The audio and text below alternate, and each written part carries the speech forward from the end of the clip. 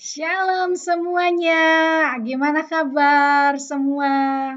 Semoga Bapak Ibu kabarnya baik-baik saja, sehat, tetap kuat, tetap sehat, semangat, dan yang paling penting adalah sukacita.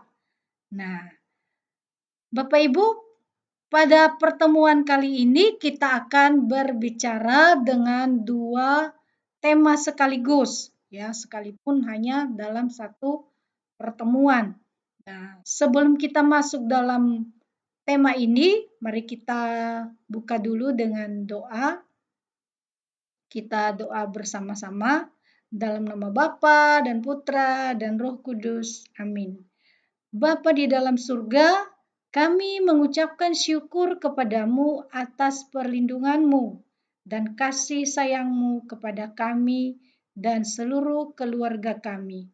Kami mohon terangilah hati dan pikiran kami dengan Roh Kudus-Mu untuk mengajarkan kami pengertian-pengertian yang baru melalui materi ini agar kami semakin memahami serta mengimani Putramu Yesus Sang Penyelamat kami. Amin. Dalam nama Bapa dan Putra dan Roh Kudus. Amin. Bapak Ibu dan teman-teman semua, puji Tuhan kita bisa bertemu kembali dalam pelajaran ini. Tema pada pelajaran ini adalah Yesus dibaptis dan dicobai. Tema ini ada dua peristiwa yang paling penting dalam kehidupan Yesus, sekaligus dalam sejarah keselamatan manusia. Dua peristiwa ini tidak bisa terpisahkan satu sama lain, walaupun peristiwanya berbeda waktu dan berbeda tempat. Tapi ini adalah peristiwa yang sangat penting dalam kehidupan Yesus sebagai Sang Penyelamat dan juga bagi kita sebagai umat beriman, pengikut Kristus. Bapak Ibu yang terkasih, kita melihat peristiwa ini atau mendengar peristiwa ini dalam Injil Matius bab 3 ayat 13 sampai 17 dan juga dalam Injil Lukas bab 3 ayat 21 sampai 22. Dikatakan di dalam Injil ini, peristiwa pembaptisan Yesus adalah suatu peristiwa yang sangat penting karena melalui pembaptisan Yesus di Sungai Yordan oleh Yohanes Pembaptis, kita dapat mengetahui dan mengimani Yesus sebagai Putra Allah. Nah, mari kita melihat dalam Injil Matius bab 3 ayat 16 sampai 17. Sesudah dibaptis, Yesus segera keluar dari air dan pada waktu itu juga langit terbuka dan ia melihat Roh Allah seperti burung merpati turun ke atasnya. Lalu terdengarlah suara dari surga yang mengatakan, "Inilah anakku yang kukasihi, kepadanyalah aku berkenan." Ketika seluruh orang banyak itu telah dibaptis, ya ini dalam Injil, ya, ayat pendukung dalam Injil Lukas bab 3 juga, ya. Ketika seluruh orang banyak itu telah dibaptis dan ketika Yesus juga dibaptis dan sedang berdoa, terbukalah langit dan turunlah Roh Kudus dalam rupa burung merpati ke atasnya dan terdengarlah suara dari surga, "Engkaulah anakku yang kukasihi, kepadamulah aku berkenan." Nah, Bapak Ibu yang terkasih, melalui dua teks ini, ya teks dalam kitab suci ini, dalam Injil, baik dari Injil Matius tadi maupun juga dalam Injil Lukas ini dapat kita ketahui bahwa sesungguhnya kabar atau berita ya tentang Yesus sebagai Putra Allah bukanlah manusia yang memberitahukan, tetapi dikatakan tadi ketika Yesus keluar dari air setelah dibaptis, dia dipenuhi oleh Roh Kudus dalam bentuk atau dalam rupa burung merpati, dan terbukalah surga dan terdengarlah suara Bapa yang mengatakan, "Inilah putraku yang terkasih, kepadanya lah aku berkenan." Nah, boleh dikatakan pernyataan Allah ini atau wahyu yang kita sebut dalam kitab suci wahyu itu adalah pernyataan diri Allah dalam diri Yesus sebagai Putra Allah. Nah, Allah sendirilah yang menyampaikannya kepada manusia. Ya, bukan kita dengar dari manusia, tetapi dari Allah sendiri. Nah, maka pernyataan Allah ini boleh dikatakan sekaligus menjadi pelantikan Yesus sebagai Putra Allah. Ya, jadi Allah sendiri melantik Yesus sebagai Putra Allah yang harus kita dengarkan, yang harus kita imani, yang harus kita percaya bahwa Yesuslah yang diutus oleh Allah ke dunia ini untuk melanjutkan atau melaksanakan misi daripada Allah, yaitu menyelamatkan manusia. Bapak Ibu yang terkasih, ya, sekali lagi baik Injil Matius maupun Injil Lukas menggambarkan kepada kita bahwa Yesus adalah sungguh-sungguh Putra Allah. Allah sendirilah yang menyampaikan, mengumumkan, mengikrarkan dan sekaligus melantik Yesus sebagai Mesias, yaitu Sang Penyelamat. Jadi bukan tergantung bahwa manusia suka atau tidak, percaya atau tidak, terima atau tidak, Yesus adalah Putra Allah. Ini otoritas hak kuasa daripada Allah. Allah menetapkan Yesus sebagai penyelamat manusia. Teman-teman yang terkasih, dalam pertemuan ini kalau tadi temanya adalah Yesus dibaptis dan Yesus digodai, maka bisa kita juga mengetahui bahwa pembaptisan Yesus di Sungai Yordan sebenarnya juga merupakan titik awal daripada karya Yesus, merupakan titik awal daripada karya Yesus. Atau dalam bahasa lain, sebelum Yesus memulai karyanya untuk tampil di muka umum untuk mewartakan kerajaan Allah, maka Yesus dilantik oleh Allah sendiri. Dengan tadi suara dari surga terdengar, yaitu suara Bapa, "Inilah putraku yang terkasih, kepadanya lah aku berkenan." Di dalam Injil Lukas bab 4 ayat 1 sampai 13 dikatakan bahwa setelah Yesus dibaptis di Sungai Yordan, segera Yesus dibawa oleh Roh Kudus ke padang gurun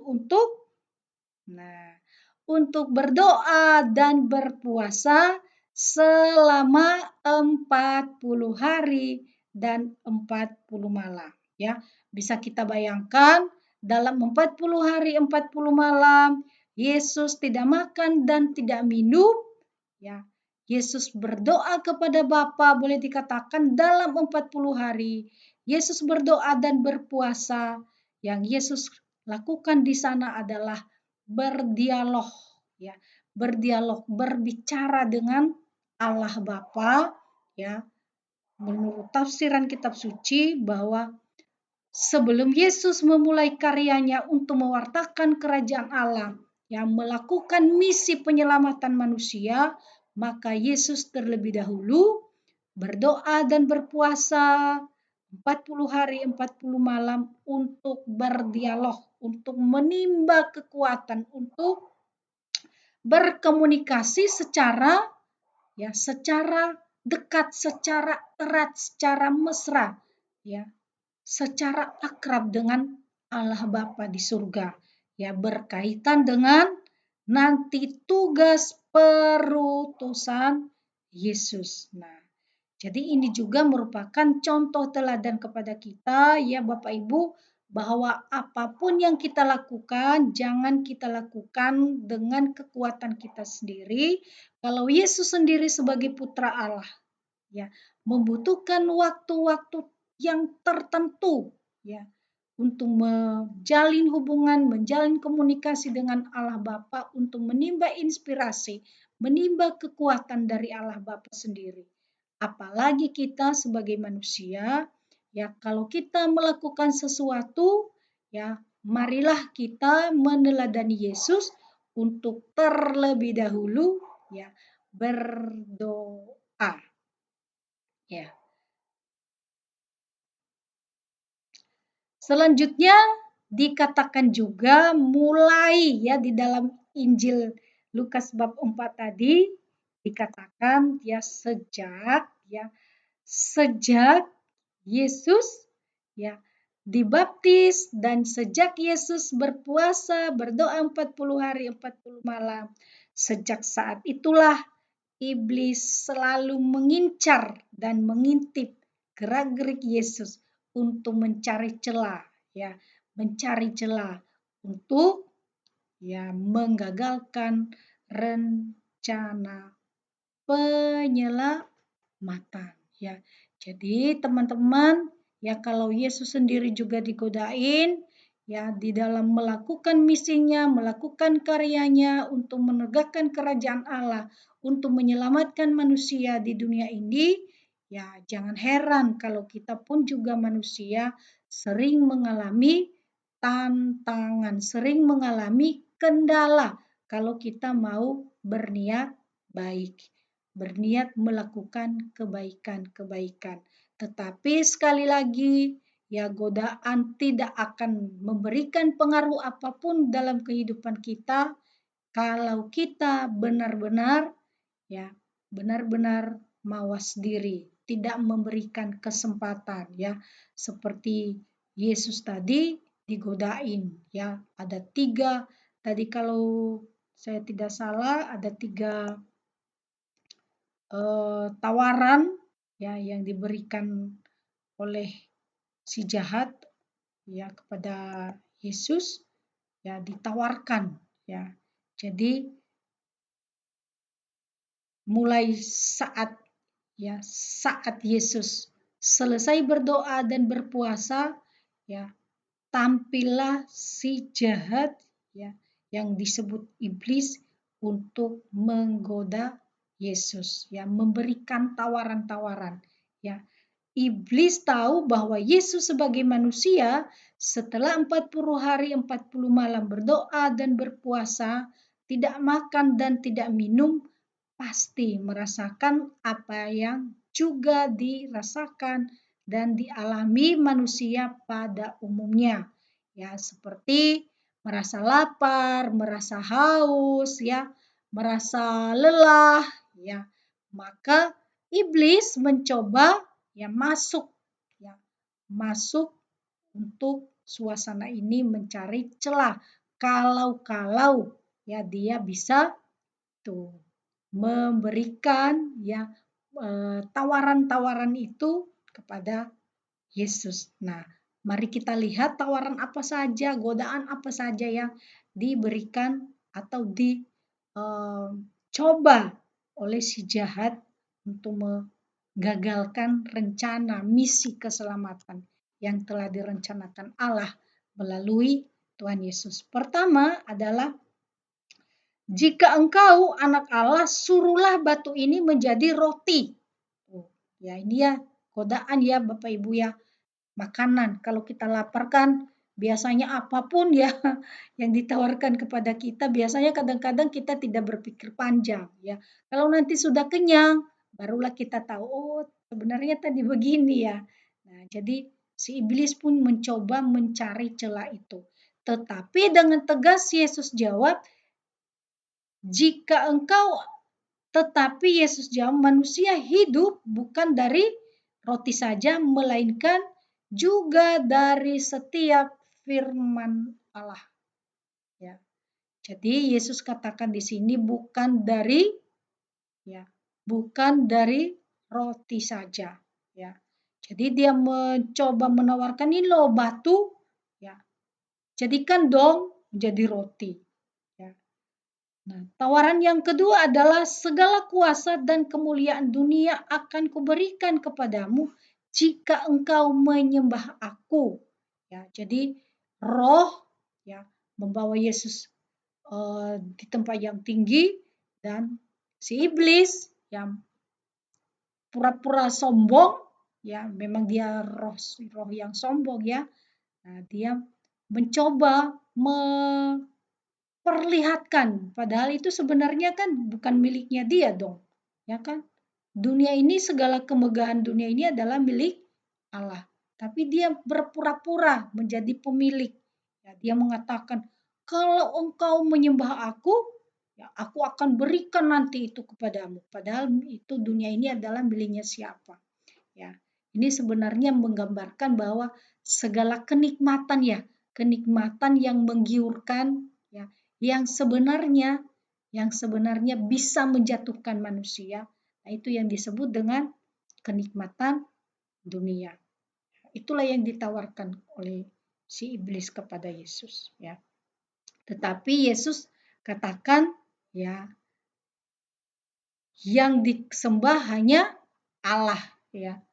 Mengapa Yesus tidak mau menyembah iblis?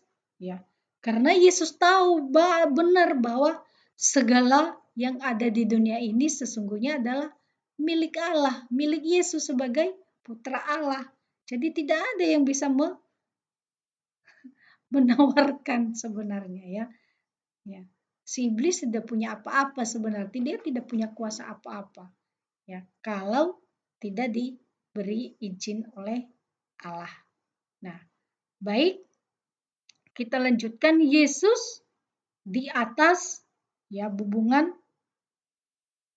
bait Allah dan iblis berkata sekali lagi, jika engkau anak Allah, jatuhkanlah dirimu ke bawah dan Allah akan memerintahkan malaikat-malaikatnya untuk menatang engkau. Ya, artinya Yesus diuji sekali lagi untuk sebenarnya untuk apa ya, memancing supaya Yesus sekalipun Yesus berkuasa mampu ya melepaskan semuanya itu ya, melakukan semuanya itu, mengubah batu menjadi roti ya, terus Yesus bisa melompat dari manapun. Yesus sangat berkuasa sebagai Allah. Tetapi sekali lagi, mengapa Yesus tidak melakukan apa yang dikatakan oleh iblis? Kalau seandainya sampai Yesus melakukannya, maka sesungguhnya yang berkuasa siapa? Nah, ya jawab sendiri ya teman-teman. Ya, jadi Yesus tidak mau mengikuti apa yang diperintahkan oleh si iblis, ya karena Yesus tahu benar bahwa yang sangat berkuasa, yang lebih berkuasa adalah sesungguhnya adalah Yesus sebagai putra Allah. Ya. Kalau diikuti berarti Yesus kalah dong, ya kan? Nah, tapi Yesus sebagai Allah Ya, sekalipun sanggup, ya saat itu juga sanggup melakukan sesuatu, ya Yesus tidak ingin pamer-pamer kuasa, ya Yesus sudah maha kuasa, tidak perlu pamer, ya itu maksudnya. Ya.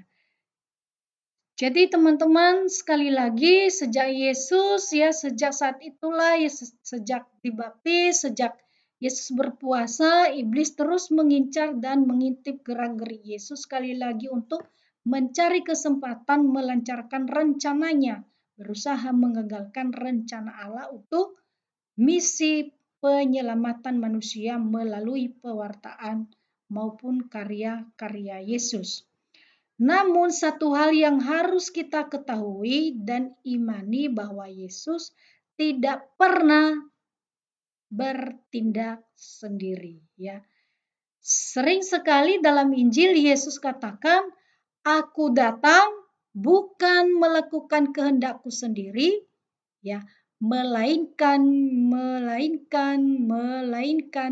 melakukan kehendak Dia yang mengutus aku." Dia di sini adalah Allah Bapa yang mengutus Yesus. Ya. Yesus terus menjalin hubungan dengan Allah secara erat ya dalam doa-doanya.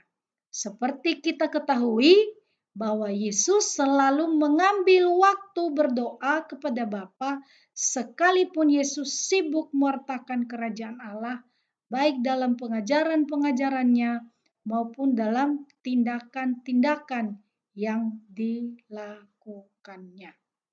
Ya, jadi teman-teman, Bapak Ibu, ya kesibukan bukan alasan untuk tidak berdoa.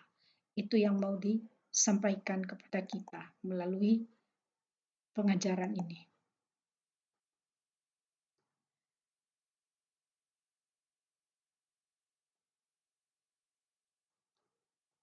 Melalui doa Yesus, ya Yesus berdialog dengan Allah Bapanya untuk menimba kekuatan dan hikmat dari Bapa agar dalam segala karyanya Yesus mengutamakan misi perutusannya, ya, bukan ya, bukan melakukan yang dikehendakinya sendiri, yaitu menyelamatkan manusia dan membawa kembali manusia kepada kemuliaan Allah sekaligus ya memperbaiki kembali hubungan manusia dengan Allah yang telah rusak akibat dosa karena ketidaksetiaan dan ketidaktaatan manusia kepada kehendak Allah.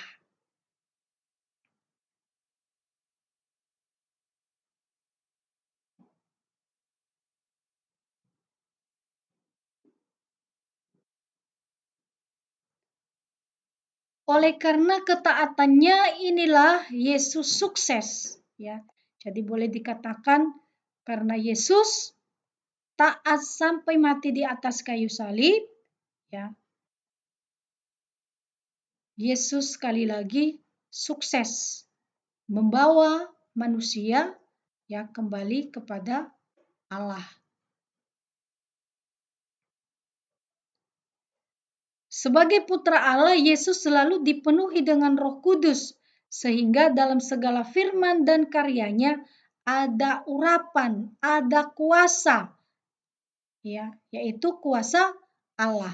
Sekalipun Yesus adalah putra Allah, namun Yesus selalu belajar rendah hati. Ya, ini ya teman-teman, selalu belajar rendah hati dan tampil sebagai sosok dan pribadi yang sangat-sangat sederhana agar semua lapisan manusia dapat datang kepadanya. Dengan konsekuen, Yesus menjalankan tugas perutusannya sekalipun banyak penderitaan, rintangan, bahkan harus wafat di atas kayu salib untuk menanggung hukuman dosa, membayar lunas denda segala dosa-dosa manusia dan nyawanya ya dengan nyawanya sendiri. Yesus tidak pernah menyerah. Juga Yesus tidak pernah menyesal. Ya. Yesus tidak pernah menyerah dan Yesus tidak pernah menyesal untuk menebus Anda dan saya, menebus kita semua. Yesus taat sampai mati di atas kayu salib yang hina dan keji karena kasihnya kepada manusia. Jadi karena kasihnya kepada manusia, Yesus punya alasan mengapa Yesus rela wafat di atas kayu salib, ya, untuk membayar dosa-dosa kita, untuk membawa kembali kita kepada Allah, ya. Karena Yesus mengasihi kita.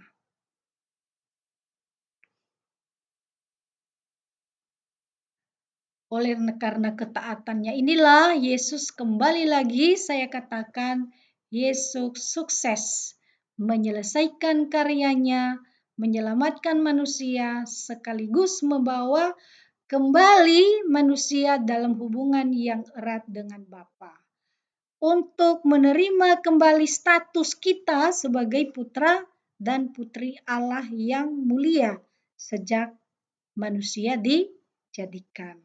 Dengan demikian, melalui pembaptisan kita menerima kembali hak kita sebagai anak Allah sekaligus menjadikan kita ahli waris kerajaan Allah bersama Yesus Sang Mahkota kerajaan Allah.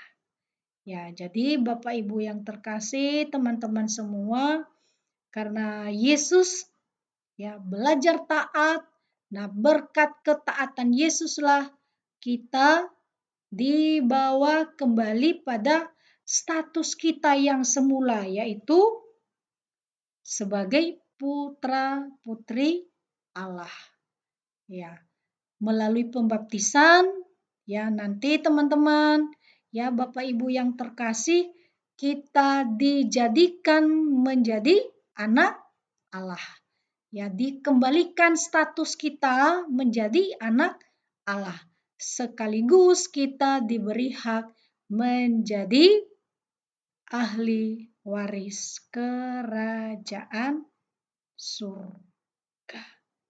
Ya, semoga ya teman-teman tidak ada halangan nanti. Kita berharap pada waktunya nanti yang sudah direncanakan, yang sudah ditentukan, kita semua boleh menerima baptisan, ya, dan kita boleh menerima kembali hak kita menjadi anak Allah sekaligus menjadi ahli waris kerajaan surga.